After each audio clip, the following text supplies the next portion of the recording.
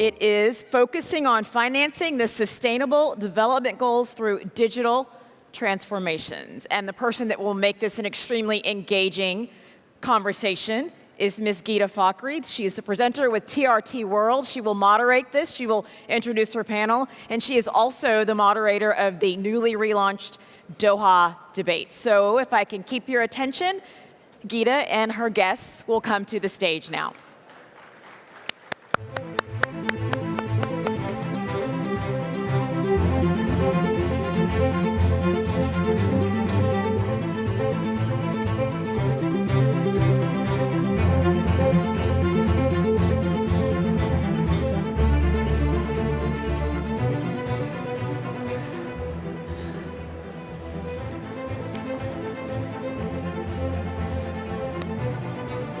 Madam President, Mr. Steiner. Rochelle, thanks very much indeed. Thank you all very much for staying with us. This session will focus, sadly for some, away from politics on some other issues, but I say away from politics at least for a moment or two. That's all I can promise. Let's all try to imagine, if we can, for a moment or two, a world with no poverty, zero hunger, gender equality, a world where we all have access to quality education, good health, decent work, clean water, where we all have access and we all belong to inclusive societies with strong foundations, strong institutions that promote peace and justice for everyone. I know it may sound to a lot of you in the audience here like a utopian world, certainly to the skeptics among us. But this is the kind of world that today's leaders want to arrive at in the year 2030. They have all committed to the full implementation of the 17 SDGs, the Sustainable Development Goals, from which I have just taken a few key points: no poverty, no hunger, good education. These are just some of the 17 goals that everyone is hoping to achieve fully by 2030, which you may think is a long way away, but it's just in 12 years' time. And the clock that no one can stop is ticking along. Yet, the SDGs are facing a few hurdles along the way. If they are to be implemented, they are going to need huge investments. Not just billions of dollars, but trillions of dollars of strategic investments. And when you look at the situation today, it's unfortunate to say the basics don't even seem to be covered. Just take a look at climate change and the challenges facing climate action today. We all know the planet is in peril. Even those among us who say it's a Chinese hoax know it's in peril. Yet, the economy all too often seems to, well, trump ecology. No pun intended, but just by way of refocusing on what it's all about. Without the resources, without the capital, without the money, can we really deliver on the SDGs? Back in the year 2000, everyone has heard of the MDGs, the Millennium Development Goals. Well, they were short-lived, shall I say, and much of the problem that they faced was the fact that there was a lack of funding and capital. So how do we make sure that the SDGs won't be the same, won't arrive at the same fate and simply be a mirage, just like their predecessors? Can digital finance be the game changer? Can it be the driving force? Will it lead to the inclusion that the United Nations and its member states are looking for in order to achieve the MDGs? On a positive note, because I know journalists tend to be unduly pessimistic sometimes, certainly very skeptical, but on a positive note, recent statistics from the United Nations have shown that today more than half of the world's population is online. Just imagine, 3.9 billion people will be online by the end of this year. How do we then tap into this new trend that we are seeing not just in the developed world, but in the developing world as well, in order to make sure that digital finance actually leads to sustainability? What is the role of the United Nations in all of this? How can it drive this forward? And what should governments and other stakeholders, other important players do to help? So let's begin with our discussion. Madam President, I hope you won't mind me starting with this gentleman first. Achim Steiner, you are the administrator of UNDP, the United Nations Development Programme. You're also the co-chair of the Global Task Force on Digital Finance, which has been tasked with looking for strategies and ways where the digitization of finance can actually help achieve the SDGs. Now, I was talking earlier about the MDGs. I know when they were adopted a few years ago, there was a lot of buzz, a lot of excitement around the United Nations about them. And not very much ended up happening, even though there was obviously some progress made. Now a new catchphrase, the SDGs. But aren't we facing the same problem? Trillions of dollars, not just billions of dollars. I mean, to alleviate poverty and the other SDGs, you're going to need, the estimates suggest, anywhere between $5 and $7 trillion. Where will the money come from? I say from nowhere. Tell me I'm wrong. Well, I would never say you're wrong, but let me begin by saying that the way you introduce the Sustainable Development Goals, they are in a sense a projection of what is to come in the future. But I think we should always remind ourselves that they're also a product of massive failures in governance, in our financial systems, in our response to climate change that are costing us trillions of dollars.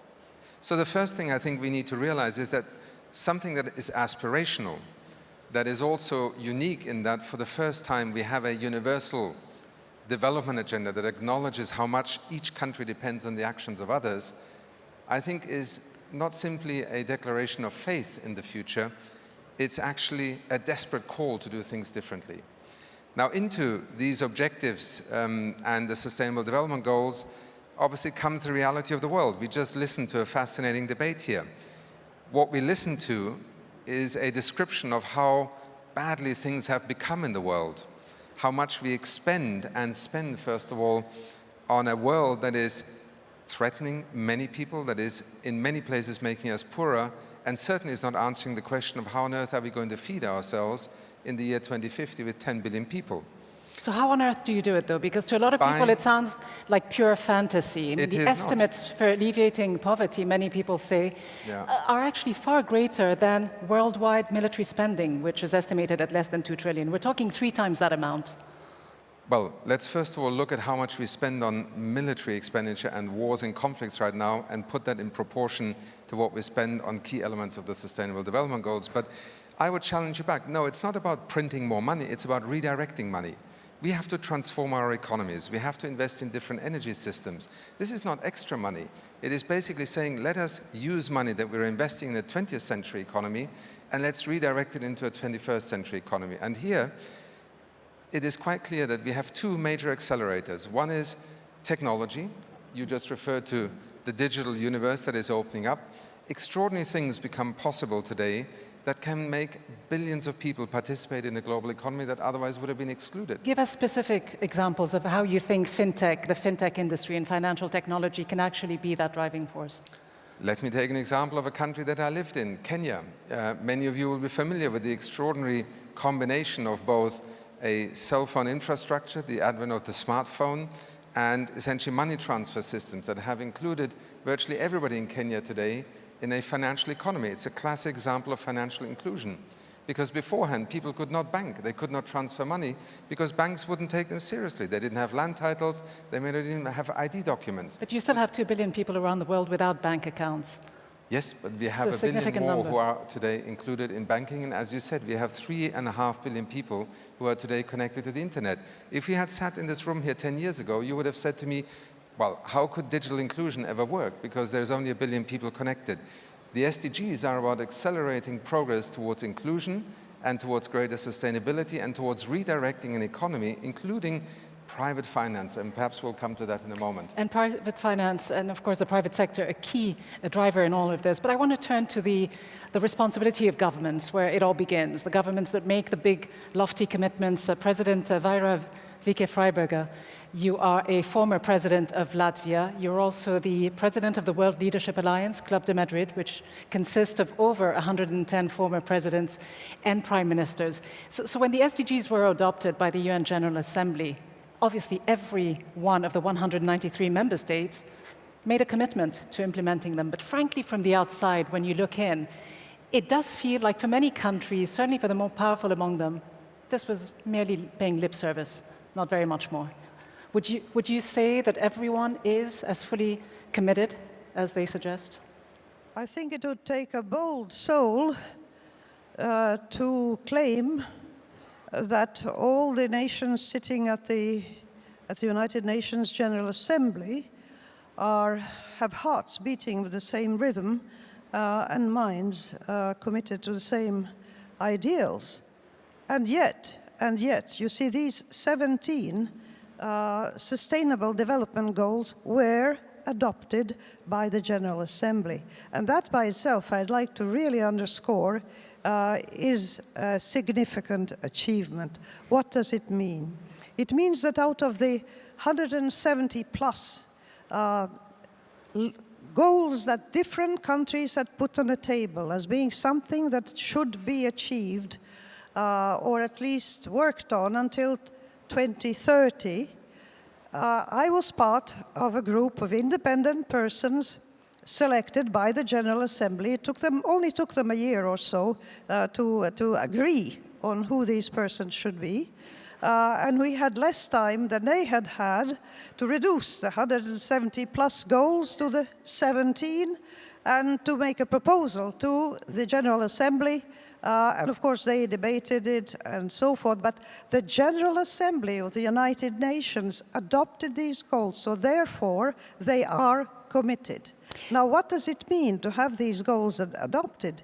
It means that you are engaging in a process where the 17 are not just in an order of if you like children standing in kindergarten, who is the first one to enter the room?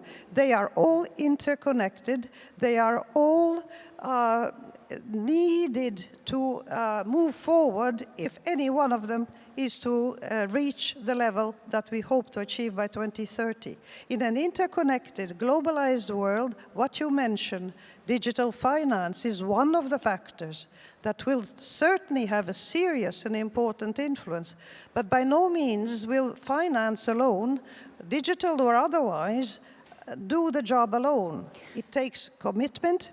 It takes belief in the ability of the human race to actually sustain a planet that will not self-destroy, but on the contrary, will continue to thrive and develop, and where humanity can thrive and develop without destroying the planet we live on. Madam President, I mean, you talk about it being a great achievement, and there's no doubt it is when you have 193 member states signing on to a document and a commitment such as the SDGs, what is now known as Agenda 2030.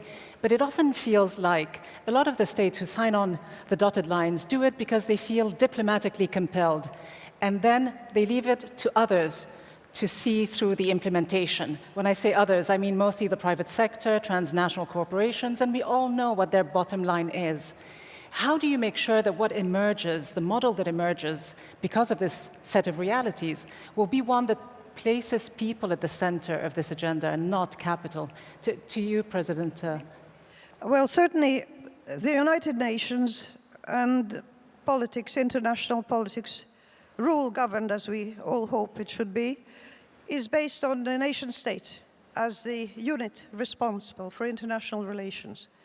Within each state, hopefully again, the ruling system, whatever it be, a constitutional monarchy, a presidential republic, a parliamentary republic, a monarchy, period, the system is responsible to its citizens and to its inhabitants.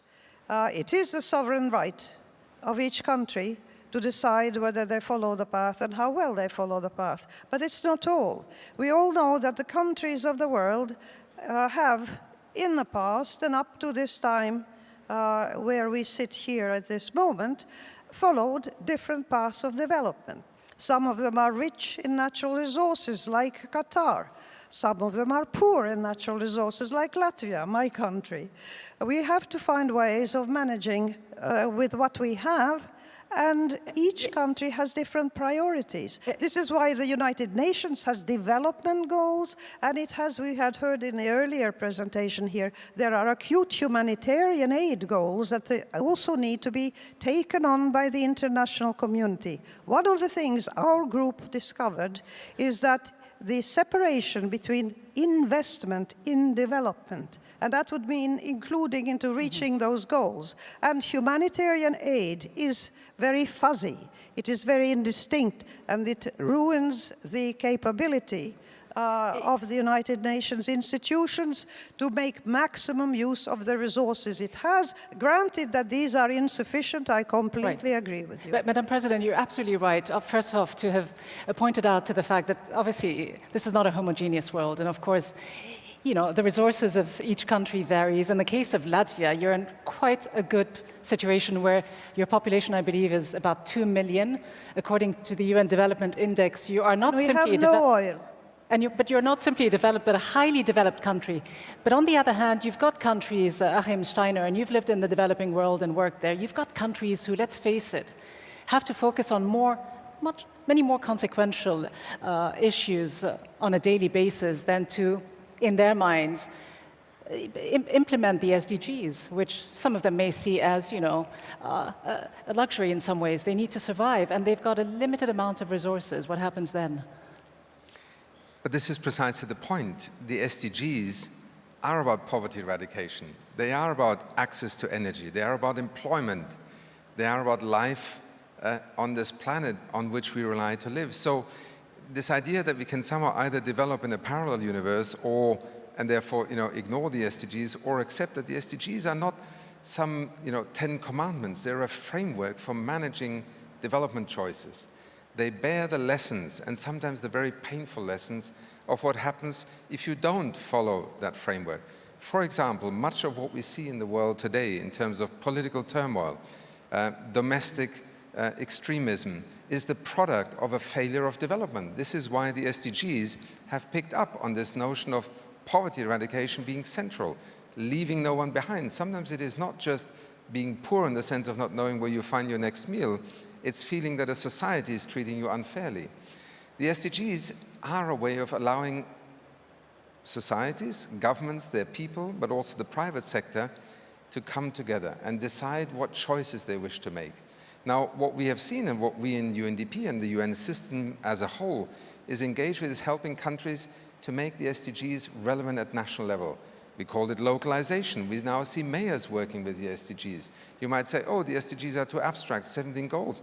Why are mayors working with them? And 169 targets, in addition to the 17 goals. The targets are a way of also measuring, because we have learned if you don't put targets and simply articulate goals, we have no way of measuring progress. But, you know, we talk about the technological challenges and opportunities, and, you know, the nascent digital technologies that can be tapped into big data, artificial intelligence, and whether it is actually an opportunity or a challenge, because there's a lot of anxiety out there about whether something like this down the road might actually level the playing field or actually do quite the opposite, in that it may create bigger gulfs between nations and among nations. What is your view about the kinds of technologies that we can actually tap into in order to create not more disparity among people, but less? I know you've got strong views on this topic as well, President Freiberga. The technologies that we have seen developed within even the last 10 or 15 years have shown that technological progress is accelerating. If you like, the introduction of new elements in our lives is accelerating at a geometric rate. Other things maybe are progressing arithmetically, and then others, in many countries, there's a stagnation in terms of the welfare of people. But is it reaching everyone? Because we talk about a digital revolution, but you've got rural societies that seem to be left out. As the technologies improve, their ability to reach more people improve as well. So that just by technological change alone, so the mobile telephone, if you like, is a classical example of something that is not just an element of the richest sectors of society in the most developed countries, but in countries like Kenya, in Bangladesh and anywhere else, has become an instrument for micro businesses being able to function better. But this is only one concrete example. The digital divide, on which the United Nations had a conference over 10 years ago, is something that used to be the literacy divide in the world. Nowadays, countries need not, that have still illiteracy as a problem, need not follow every step that other countries have taken centuries to traverse. They can leapfrog over the stages, and modern technologies will allow even people in remote countries to have access to education thanks to modern technology. But at Where the same in a time, jungle you couldn't bring teachers to the students, technology can bring them the information that they need. But at the same time, you yourself have warned about the disaster applications that you say could actually cause more harm than good if they fall into the wrong hands. How concerned should governments today be about this loss of control over some of these issues of sovereignty, not to name the fact that, you know, it feels like a lot of big brothers are watching over our heads these days. This loss of privacy, this intrusion into our lives. When I was president, I sort of started using the telephone less and less after I was told how many nations were listening in on me. We have to accept the fact that when the first cutting instrument was invented, it would help us to get food and to prepare it better, but it was also an instrument for getting rid of our rivals. Any invention of humanity has always had a double edge to it. Therefore, I would be foolish to deny that the inventions of the future will not have equal dangers than those of the past. The vigilance that is needed is exactly the same as the balance that we have between people who manufacture better and better safes and better security systems and better locks on doors, and the thieves who develop better and better methods of breaking into cars and breaking into houses, etc., etc.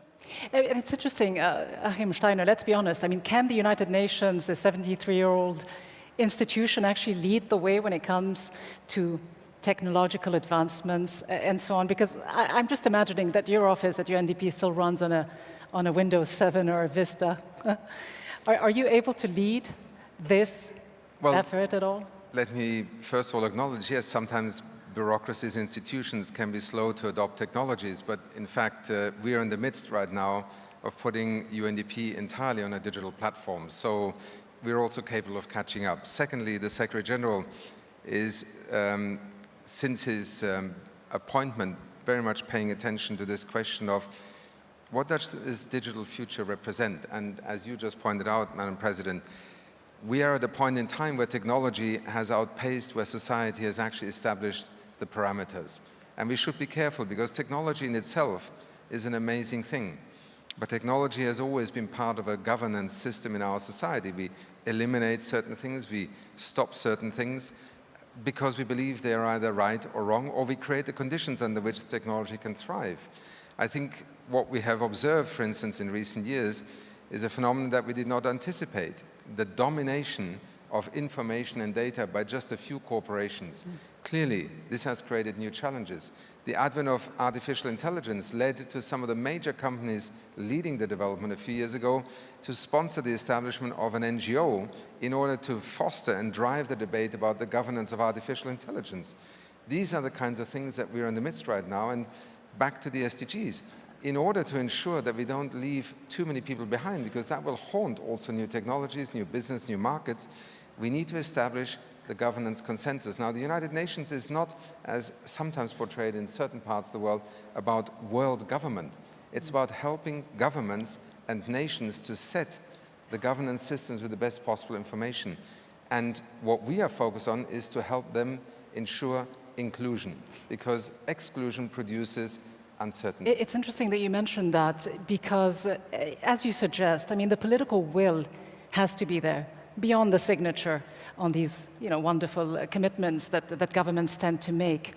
So in addition to the technological, economic, social challenges and opportunities, can we ignore the political climate in which we live? And I know that you yourself, Achim Steiner, have recently warned about what you call this political moment of protectionism and nationalism, of withdrawal, that you said it could be quite a dangerous temptation.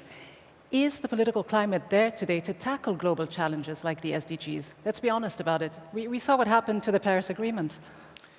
Well, first of all, let me state again for the record that as of today, all nations that were signatories to the Paris Agreement, plus 2 additional ones, are still signatories.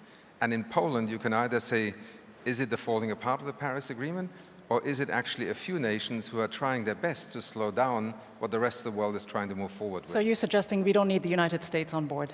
No, I'm saying we have always lived with the fact that some countries at certain points step back, step out of a consensus. But in terms of your broader question, we live in an age where the imperative to act together has never been more evident, whether in terms of the threats of climate change, global food security, the volatility of financial markets, not to mention pandemics. I could mention virtually for every UN organization imperatives that lead us to work together. That's why we have these institutions. Now, what is happening right now, however, is that in a political climate where too many people feel that this system of globalization has perhaps not delivered what they wanted, we have seen political forces retreating. Now, that may be a political reflex. It is not an answer to our challenges. And so I think what we have to do is to reestablish a discourse in our societies, in the political arena, why multilateralism matters, why the United Nations is in fact not the answer, but part of the capacity of nations to act together. Just imagine for a moment, we shut down the World Health Organization tomorrow, and the next Ebola pandemic breaks out. Think about cybercrime. Each one of us sitting here could be stuck in Doha for a year because no more flights would operate, the banking system has collapsed, the electricity grids have collapsed. This is not science fiction. This is about major threats that emanate from technology, from our collective interdependence, right through to the violent extremism that is now leading to absolute chaos in so many societies. We need the ability to act together as nations with great differences, inequalities that still define us, in the United Nations also as very different nations. But above all, I think we do have to remind ourselves every day that what is the alternative? And it really is not to say goodbye to the rest of the world. And that is as much true of a small island nation at the end of the receiving end of climate change today, as it may be of the United States, or indeed of Australia, that may choose to view themselves as essentially not being so dependent. It is not a contradiction to believe in multilateralism and yet also in your national interest. It is when these two drift apart too far that we end up in these points of crisis. In the few moments we have left, President Vīke, Freiberga, I'd like to ask you how optimistic you personally are about this 2030 agenda. Of course, I expect you as a leader to say diplomatically that you are optimistic, but should we also be realistic? How do you see the future? What needs to happen? When one has been a head of state or government, one realizes that it is not sufficient to set goals. You have to persuade people to follow them. That is the essence of politics. In some countries, the role of the general public, of course, is more active, and in a sense, it makes progress more difficult if they happen to have too many differences of opinion. However, in democratic societies, usually one has the chance to iron these out and to come to a consensus. In other countries, of course, there might be a complete unwillingness to follow, and this cannot be avoided.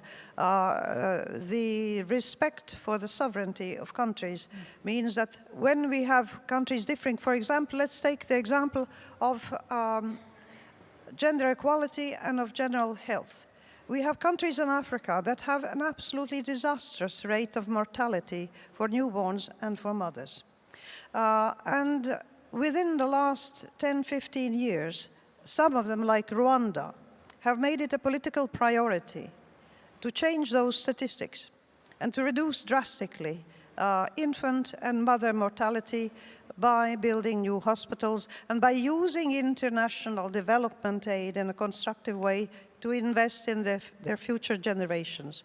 There are other countries like Malawi, which I have visited, which have started on similar programs, but where the programs were sort of abandoned halfway. And this is one of the dangers of any kind of intervention in any country. If a goal is set A sub-goal, a concrete sub-goal has been defined. A program has been started. There must be a commitment to follow through to the end, because when you are sort of doing halfway a project, you're throwing money to the wind and you have not achieved anything. Well, let me just ask a follow-up, if I can. Are we being over-ambitious then? I mean, being over-ambitious invariably leads to a lot of disillusionment and frustration, because you set all these goals and you hardly are able to achieve them.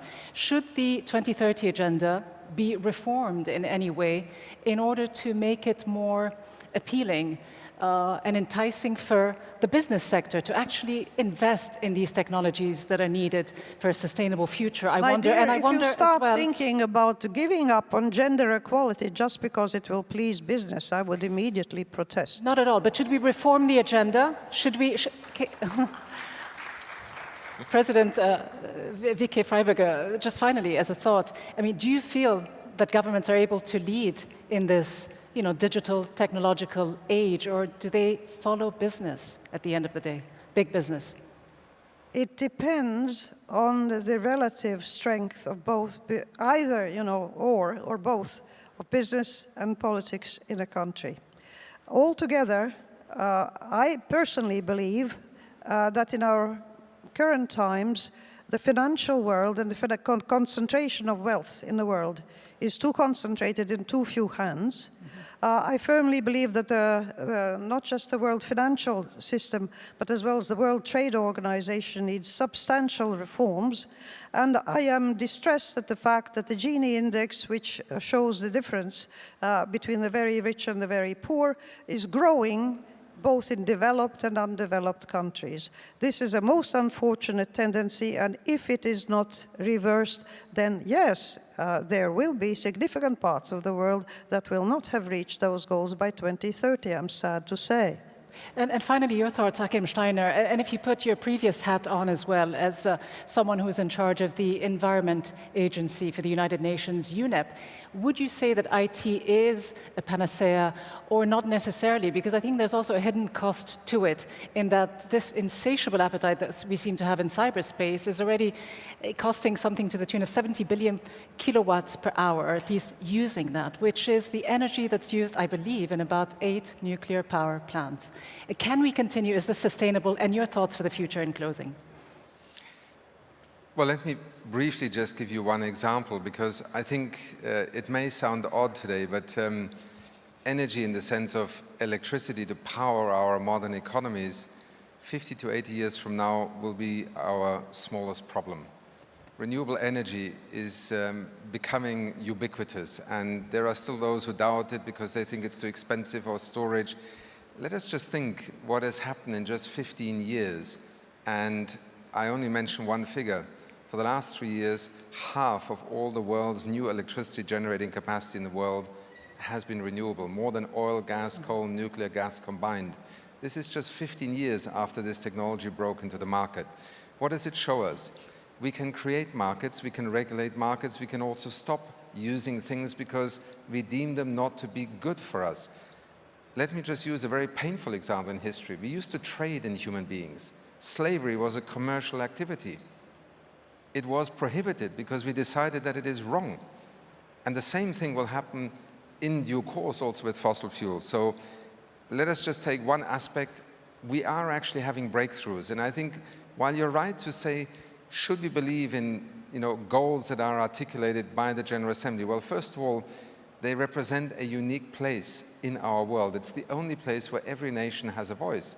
So if the General Assembly adopts these goals, let's take them seriously, because the countries are taking them seriously. Secondly, there is an underlying sense that somehow it is in the human condition that we fail in development. Let me remind you that it is only 150 years ago, when we were just about 1 billion people, and 9 out of 10 people alive at that time lived in extreme poverty. Today, we are 7 billion people, and only 1 in 10 lives in extreme poverty. I can point to many other aspects: education, life expectancy, literacy. On all of these, we've had extraordinary breakthroughs. And so let us not fall into this trap that somehow we humans cannot find a way to live together with 10 billion people on this planet. But what is quite clear, and that is why technology becomes so essential, We have to reinvent our economies of the 21st century. Whether it's sustainable consumption production, our energy systems, transport, agriculture, food production, technology is an essential enabler. It's not the answer in itself, but it is a fantastic opportunity in order for us to be able to do things that we were not able to do so far. And in there lies, I think, the immense opportunity of the Sustainable Development Goals. They are essentially pointing us to the great Achilles heels of our era in development terms, and they're focusing our attention on where different decisions are necessary. And I think the private sector, finance and technology, are not the ones who should govern us. As societies, we govern markets, we govern societies, we make laws, we make rules. But within those, we should set the spirit and the creativity of entrepreneurship free. Let it drive our opportunities, but let it not dictate our choices. I think that is the spirit of the SDGs. And I think on this positive, uplifting note, I shall say no more. I think it's, as you've rightly pointed out, I think something for each and every one of us to actually engage in, not just international organizations or governments, the private sector, civil society, every single one of us, hopefully. And even though the clock is ticking along, hopefully in 12 years' time, we won't be asking what happened. We shall be right along on the way to achieving these SDGs by then. Let me thank you both very much indeed, President Vīke, Freiberga, and Achim Steiner. Thank you for this great conversation.